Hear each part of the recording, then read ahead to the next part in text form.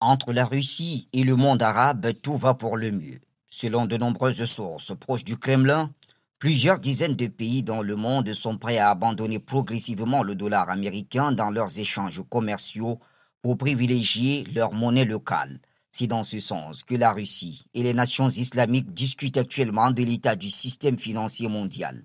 Dans un article publié par l'agence de presse publique russe TASS le week-end dernier, le vice-premier ministre russe Alexei Overchok a déclaré que ces discussions s'inscrivaient dans le cadre d'une réflexion globale sur les changements mondiaux actuels, avec en toile de fond la dédollarisation, l'indépendance financière, la production industrielle, l'énergie et la sécurité alimentaire.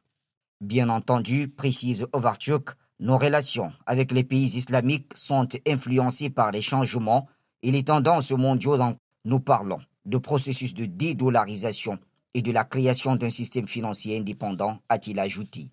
Parmi les pays engagés dans des discussions avec Moscou, on retrouve l'Arabie saoudite, l'Égypte, les Émirats arabes unis, la Syrie et l'Iran, entre autres.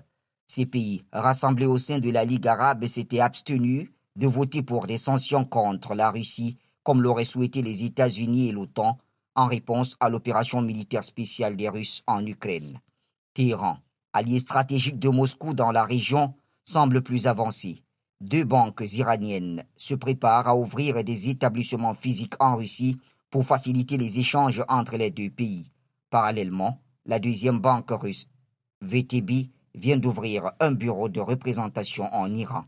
Par ailleurs, selon le vice-premier ministre russe Alexander Novak, environ 80% des règlements mutuels entre la Russie et l'Iran se font désormais en rial et en rouble et non en dollars américains.